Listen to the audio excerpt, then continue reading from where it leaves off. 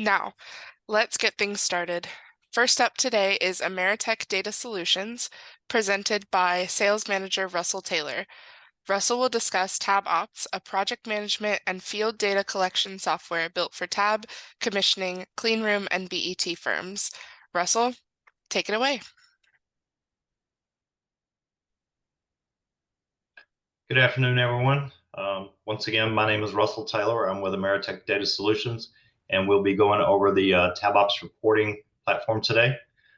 So I'm getting ready to share my screen.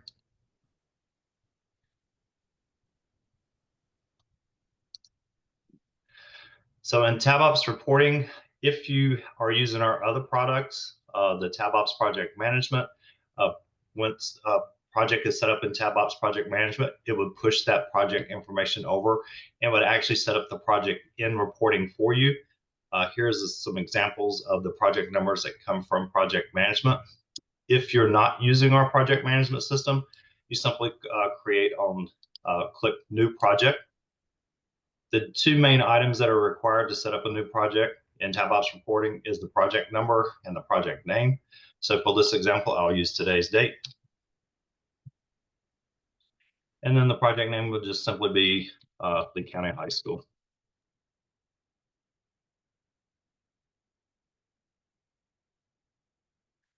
These are all the two main items that are required that are indicated by the apostrophe.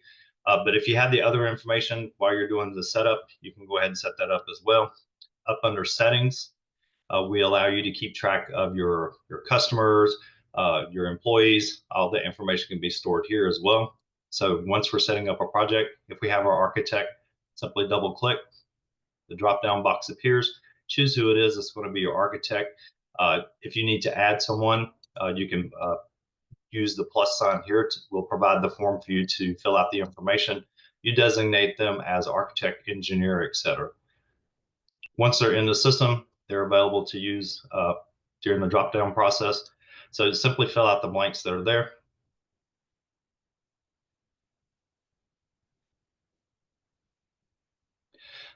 Also, as you're setting up a project, you have the ability to assign this project to a particular technician. So if this is a high-profile job or if it has extra security settings, you can simply come in here and say, I want this project assigned to this particular employee.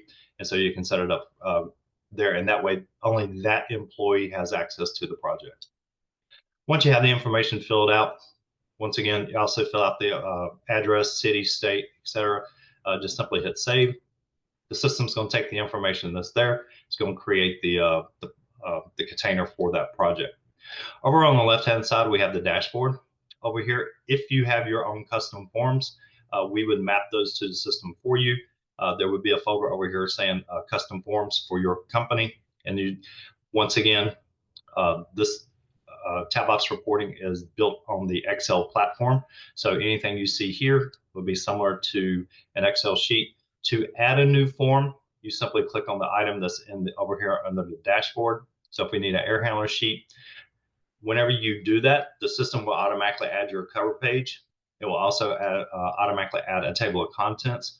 We keep track of the table of contents that is generated at runtime for the report.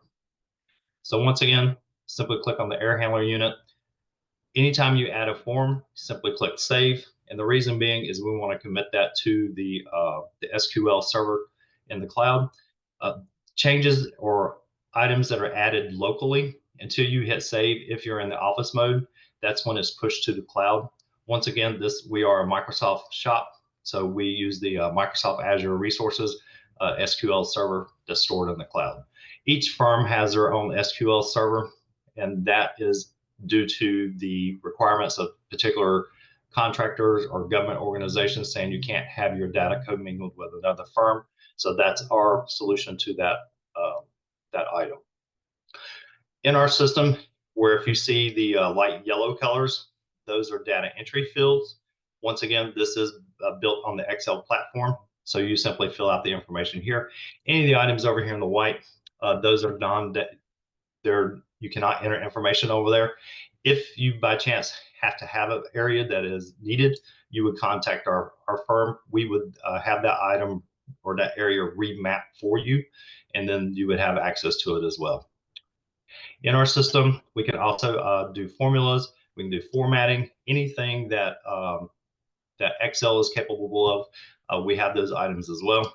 Under format, you have you can change the font, you can change the bold, italicize, reset the colors, wrapped, general, any of those items there. So as we're building our project, basically this is what we would do in-house. This is what we consider pre-engineering. So we would pre-engineer the forms here. And then once our technician is ready, once the project is ready for the technician to receive it, we would push the information up to the cloud. The tech version has a sync button here, and he's able to download the project. And once the project's downloaded to his device, he's able to open it and then enter the actual information. The tech version, the technician, he is actually able to work offline. So once he has the project downloaded, the forms are on his device. He takes his readings, he updates the forms. So if he's in a mechanical room or if he's in the basement of a building, he doesn't have good internet access. So all his information is stored locally. Once he comes out of the basement or is able to get an internet connection again, he hits his sync button up here, and then that information is actually pushed up to the cloud. Once the information goes to the cloud, the office has access to it. So as our technician is completing the items here, so if we just simply add forms in the pre-engineering stage, or the technician can actually add, if the form was missed during the pre-engineering, the technician can actually add that as well. So any of these items over here are available. Once again, as we're adding new forms, we just simply hit save to commit those items to the cloud. So as our technician is entering information, he would simply mark that the form is done once it's complete. Or if he needs attention, if there's something that's going on with this unit, say if the controls is not complete or electrical is not complete, if they need to enter a deficiency, simply click create. We provide you a form to fill out for this information. It's Air Handler Unit 1. We also provide for the comments section, we give most firms have 10 or 15 standard default comments, so we include those for you, or you enter those up here under settings. We want to edit our comments or remarks. Here's where we add those to the system. Once they're added here, everybody who has access to the system has access to these remarks. So for Air Handler Unit 1, if we're going to say AC is disconnected or not powered up, we also have the ability to include images. So if our technician is on a device that he can activate the camera, the system would take the picture, include it in as far as with the deficiency as well. So once those items information is filled out, just simply hit save. You'll notice we put a red dot on the tab. That is to let you know, a visual representation, that there is a deficiency for that item. The technician also can come over here and say, I need attention. He can add a tech note to this form.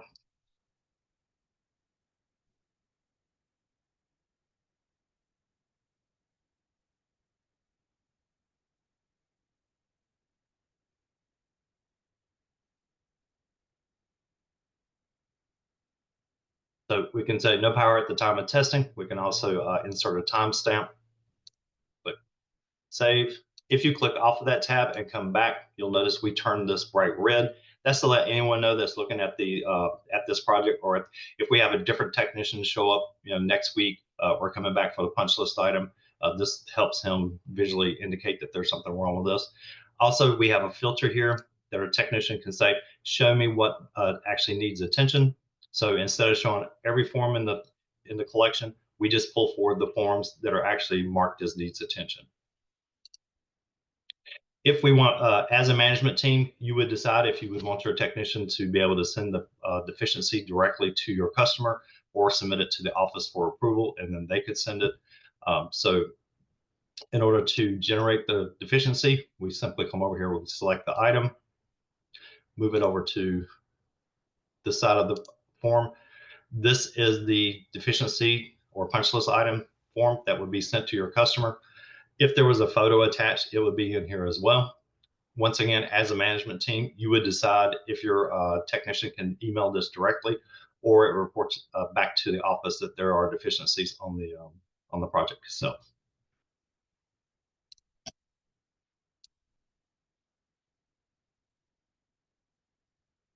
Up here in the ribbon, we have multiple buttons here. We can do save. Manage forms is one of our more powerful forms in the collection for TABopts reporting. Here we can actually include it in table of contents in our PRIT. If we want to apply filters to this, if we want everything associated with Air Handler Unit 1, say that's part of Phase 1, we can actually color this or mark this as red and say, then we can tell our technician, today we're working on the Phase 1 items. I only want you to work on the forms that are actually marked in red. So that kind of helps us keep the technician's attention to the items that actually need to be performed for that day. If our technician comes back and he shows up on Air Handler Unit 1 to work on the punch list, once it's finished, we simply click Edit. We can pull the punch list up. He can mark it as closed, and then we fill out the rest of the information here.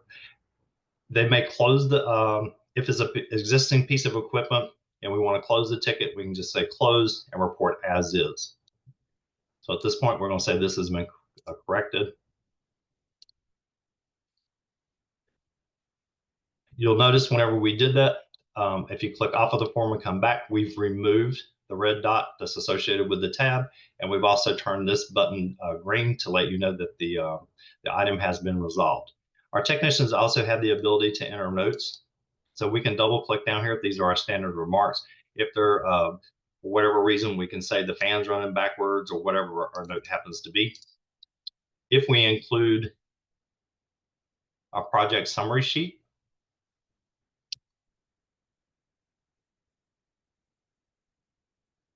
we move this to the front of the report.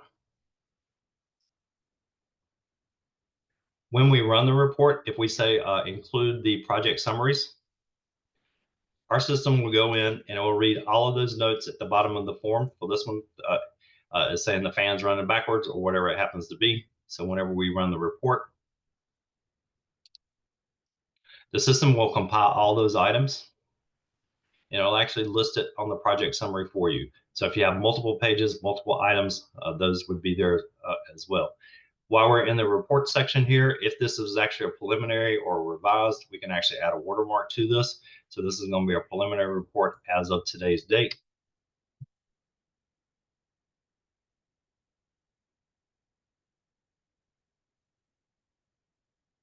And I would like for the preliminary or the watermark to actually be red. I'm going to change the color to red, and I'm going to ask it to apply the watermark. And now you'll notice there's a watermark on every page for the report that we're going to submit. And from here, we can actually email this directly to our customer from here. Or if you have our project management software, we can actually export a copy of this to the project folder within project management as well. If for whatever reason this preliminary report or the final certified report is too large to email, if it exceeds 50 megabytes, we have compression software here that can automatically compress it down to an email size that can be emailed, or we can publish it directly to the SQL server, provide the link to our customer, and then they can download the report from the SQL server. You, as the manager of the report, this is you can actually set the time limits for how often they can download it, or you can give them access for 1 week, 1 month, 1 year, whatever it happens to be.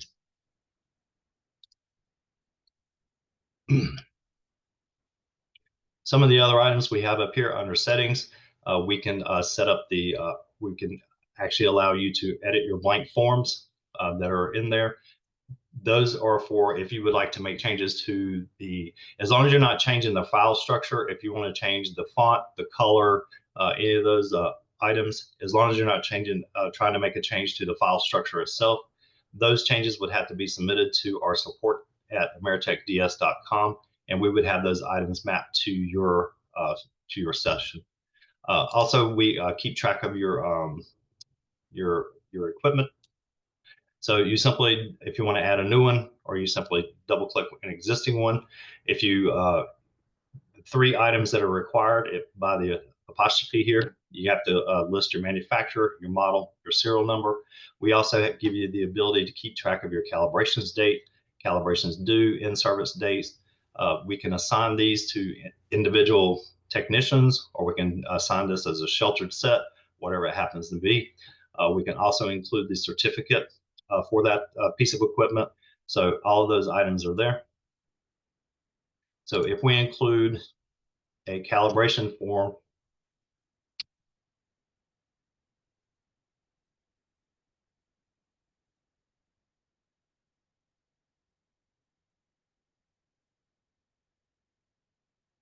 we tell the system to fill the instrument page for us. We select the items we're looking for. Now, these can be assigned by user. So if technician John was on this project, we could say, show me John's equipment, pull all of his equipment over. And then when we run the report,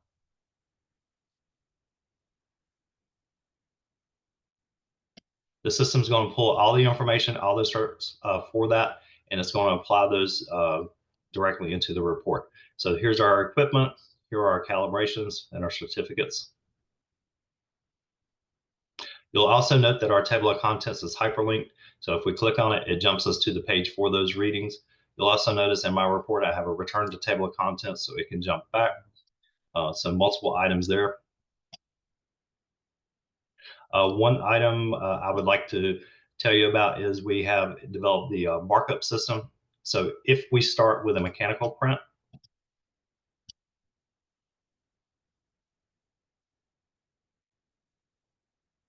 so we have already pre-engineered this mechanical print. This is a typical hospital floor. In our system, we've already configured that a VAV box, the layer or the symbol for that is a blue rectangle. We also, for the supply diffusers, a yellow square with a red lettering, return or exhaust is green. So we have configured those in the markup settings here. We've done our categories, we set these up, and then we associated those categories with a report form. So if I'm looking for an air handler unit, those items will be checked over here for which form to use. So now the system knows if it sees this layer, if it sees this a specific item, a blue rectangle, it knows what form to use. So we come over and we ask it to generate the markup. System goes through, it reads the layers. It says, this is the layer that I see. This is the form I intend to use. It's going to be new. So if we ask the system to generate the report forms for us, the system will actually build the report. In the process of doing that, it is also hyperlinking those forms back to that layer on that drawing. So the reason that we do this is instead of having to, if we're working on VAV 1-1, is that on page 36? Is it on page 72? We simply ask our technician, highlight the area you want to work in, and we'll bring those report forms forward for you. So if we'll give this just a few seconds, this is going to generate us about 110, 120 page report.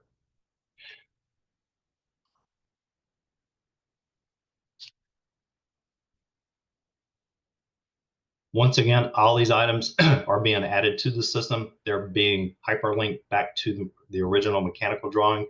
If we include the mechanical drawing as part of our report when we send it to our customer or our engineer for review, he too will be able to use the mechanical print and click on those items and jump to the report pages. Once again, everything in our system, if you see this light yellow color, this creamy color, that's data entry. The greens are calculations and or formatting. So we can actually set up the tolerances, up back on the cover page, plus or minus 10 for the entire project. And each individual page can be customized. So if we're working on an air handler unit that's in the pharmacy area of the hospital, that one may be plus or minus 5. So we can actually adjust that one form and not affect everything on the overall global settings for the program.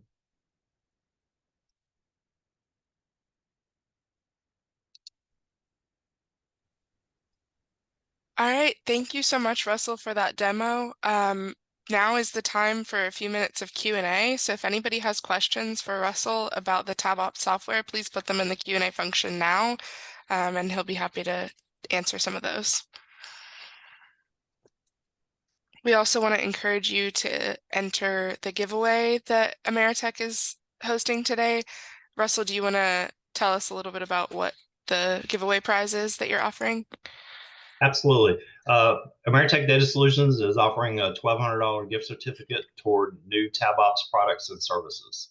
So Excellent. So if you want to enter to win that, you can put Ameritech in the Q&A button or in the chat function, and we will record your entry.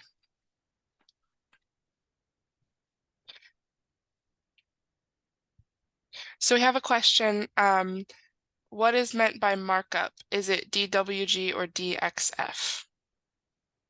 actually, it works directly off the PDF. We generate layers on the PDF. So it is not DWG or any of those other items. It's a standard PDF.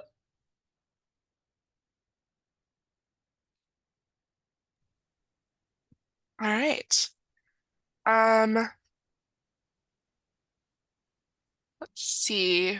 Got a couple of entries coming in for the giveaway. We will announce the giveaway winners at the very end of the show, so be sure you're sticking around.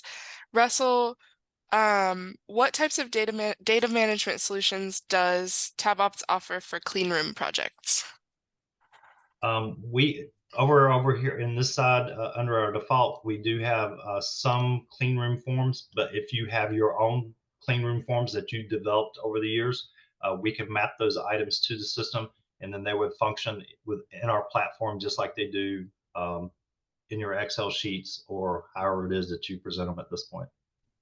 So any custom form that you have you have developed, we would map those to the system. It would include your calculations, your formulas, your formatting, your company logos, any information that you normally have in there. All right, and next question, can you explain a little bit more about how two technicians working simultaneously on two separate parts of the building would mesh the report together? Sure. So we have the ability to have multiple technicians working at the same time on the same project. We in our system we have what we call a conflict resolution queue.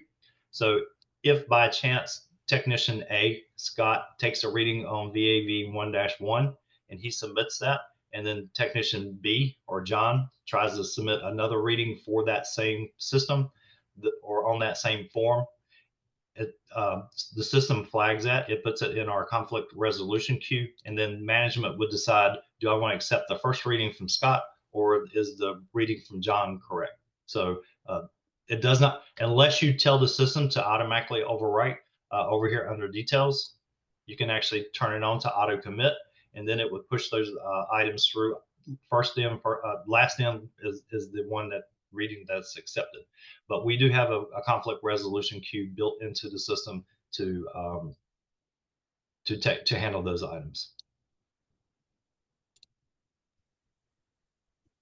All right, and It's here under technicians changes. awesome. All right, and let's see. Can TABopts handle both estimating and certified report generation? TABopts reporting does the pre-engineering and the certified report. You would come up here to do certification, certify report right here. Now, estimating is handled by our project management system, which is in front of this. So there are actually 4 parts to our platform. You have TABopts Takeoff, you have TABopts Project Management, TABopts Reporting, and then TABopts Tech Portal, where the technician logs his hours and receipts or any expenses associated with the project. And then those are come back to TABopts Project Management for cost analysis. All right, thank you so much, Russell. We appreciate your presentation.